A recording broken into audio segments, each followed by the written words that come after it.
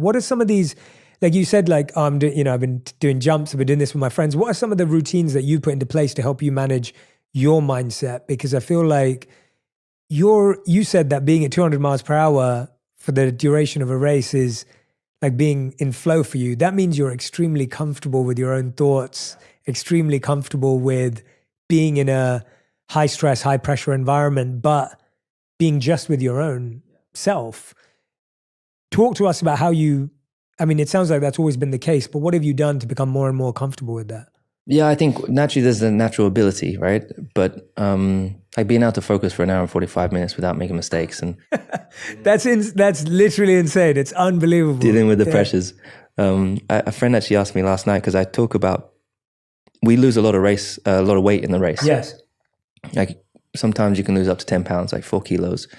And people are like, whoa, I need to be a race, particularly in America. They're like, oh, I need to be a racing driver for the weight loss.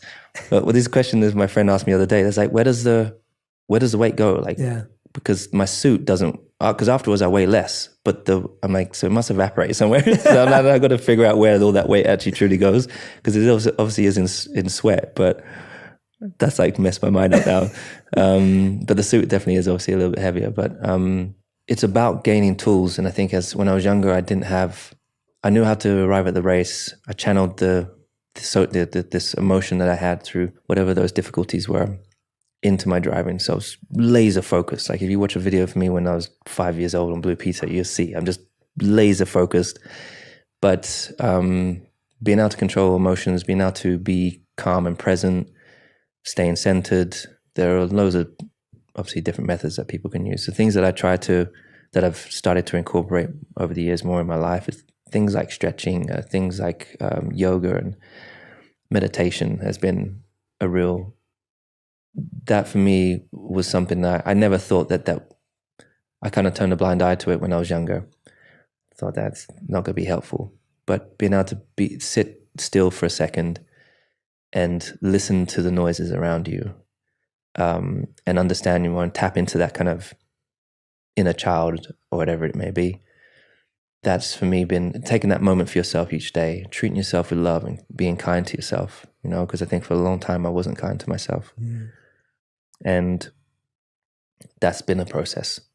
Doing things that, being purposeful and having real setting intentions each day, no matter how big or small. And, I wake up and looking in the mirror, brushing your teeth, then stop for a second and say, okay, today's going to be the day. Today's going to be great. And no matter what you're faced with, just whatever you come out with. Yeah. Talking to yourself. Also, speaking to people, I think, is very important. I think as a kid, as I said, I didn't feel like I could speak to people. I didn't feel like I could tell my mom about these experiences. I felt embarrassed. I couldn't tell my dad. So I thought he would think less of me. Couldn't talk to any of the teachers, couldn't tell most of my friends. Most of them weren't particularly of color. But learning to be open and speak to people, find someone to speak to, whether it's a therapist or whatever, that's been a huge help. I don't necessarily have a therapist as such, but someone that I'm able to then just have shoot the shit with, basically, and confide in and trust. Like trust has been something that I've never had. I didn't trust anybody through those experiences I had as a kid, and it's been very, very hard to build trust with people. But creating allies, finding things that you have in common with people, like my boss, for example, him and I just breaking each other down, and then just realizing that we're similar in many, many ways, but also very different. But that's not what should divide us. We can then be allies. And so that's why we're working on being the most diverse team. We're working on pushing. We've started Ignite, which is about getting, improving that pipeline into motorsport for people from underserved communities. And there's so much work to do. You're doing it though, man. I'm trying to. And, to the point you were asking earlier, like, has enough been done? Absolutely not. In the industry, yeah. As in, like, you don't feel that. Yeah, and it's not only in our industry, it's everywhere. And is that your goal, to sort it in the industry and then expand out, or you're starting across the board anyway? Yeah. With the team, we started an organization called Ignite, which we both fund, and that is focused on the sport, motorsport in general. But Mission 44 is focused on a much, societal challenges and barriers and education. And that's focused in the UK at the moment, but I want to bring that over to the States. Absolutely, man. Hopefully by at least 2024. Also just been to Africa, and there it's so much beauty there, and I really, really want to have an impact, really want to help there as well. So yeah, we will continue to expand, but we're one of the few Black founding non-profit organizations in the UK, and with Black CEO, for example, a very diverse group of people. And just having those conversations with people of just what a diverse workforce means and how that can benefit you when you have people from different backgrounds all coming up with a diverse thought and creation.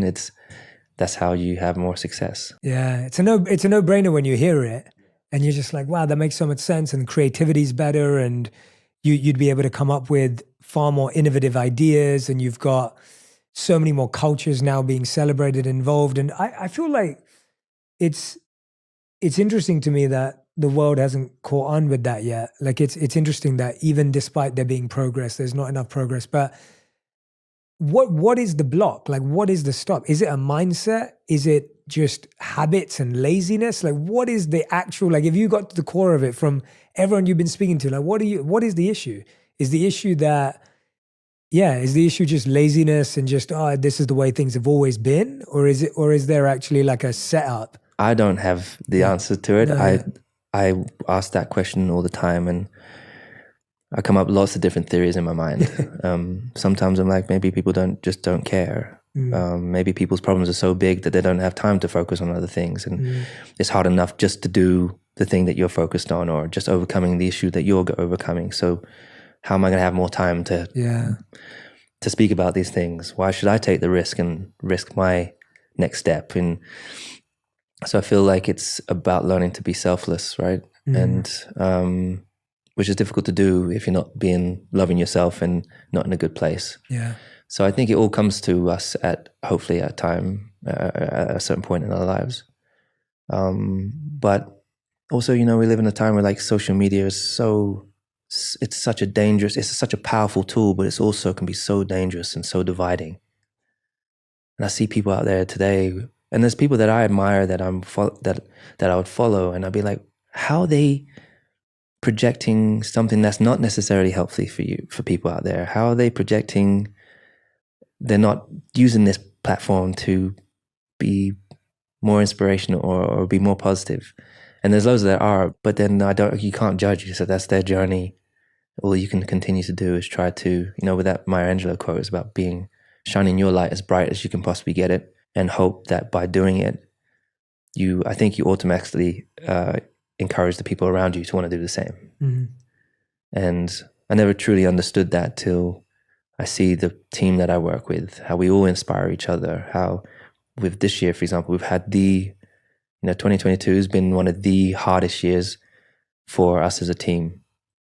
As we didn't build a great car and we had our struggles, as many people do, and how we've had to all come closer. And the relationship I've had with people, like I've worked with this team for 10 years, and there's conversations we've had this year, people have opened up like they've never opened up before. People have cried. Like it's been beautiful to see. Yeah. And I feel like we're a far better team than we've ever been before, because we're living with intention. We're actually talking about impact.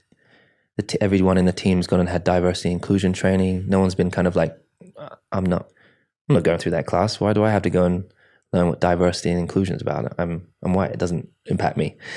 People like, I understand it doesn't, I wouldn't necessarily notice it, but I want to understand it more so I can be better in my working environment. Yeah. And it's been unbelievable. That's amazing. Also, leaders within our sport are now, we are on a road to being a more diverse and more inclusive sport.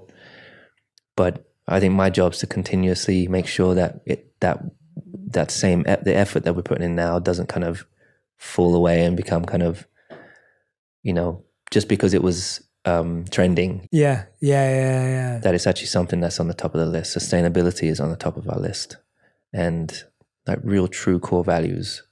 We don't go out of our way, because a lot of people, it's very easy to kind of be led by money or success. But making sure you stick core to your core values is so true, so Yeah. important.